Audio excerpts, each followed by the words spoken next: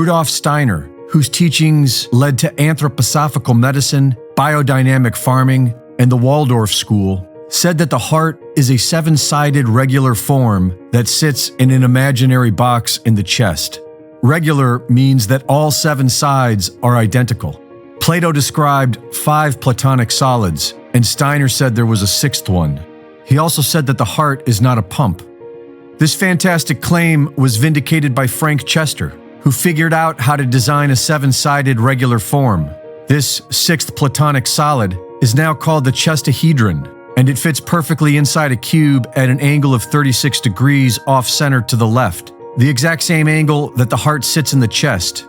When submerged in water and spun, 2 counter-rotating vortices are formed.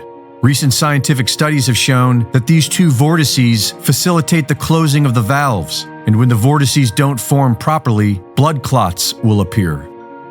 The man who unfolded 1,000 hearts, Paco Torrent Guasp, discovered that the heart is a single muscular band, folded over itself in a spiraling pattern. The heart itself is a vortex of tissue. It is not a pump, it is a vortex machine. For centuries, it was believed that matter can only exist in 3 states, such as water, which can exist as liquid, ice, and vapor. Human cells are 70% water, but most of this water is not in any of these 3 states. We have recently learned that with water, there is a 4th state. This 4th state is called the plasma state, gel phase, exclusion zone, or structured water. And this is what pushes your blood through the entire cardiovascular system. Fueled by infrared energy from its environment, the water in our body becomes an electrical propulsion system. A certain percentage of the water in our body becomes structured water, and the rest remains normal liquid water, or bulk water. The structured water becomes negatively charged and forms the gelatinous outer walls of our capillaries, veins, and arteries. These negatively charged outer walls continuously propel the positively charged bulk water within, carrying the blood with it. This propulsion system will run indefinitely, so long as it stays charged, and the way you charge it is with the Earth's electromagnetic field, infrared energy, and positive thought.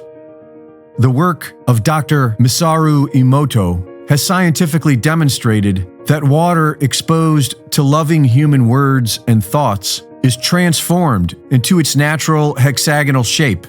It becomes structured at a molecular level based on our positive intention. This new model shows that it is the blood that pumps the heart, not the other way around. And in order to keep the flow strong and healthy, our best medicine is to connect to the earth, get sunlight, love ourselves, and love one another with physical touch. Victor Schauberger spent his life studying water and found that in the natural world, water will always create vortices along its path.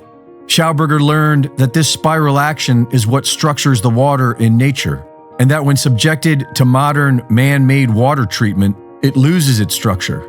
Schauberger's work led him to believe that one could generate energy out of a vortex.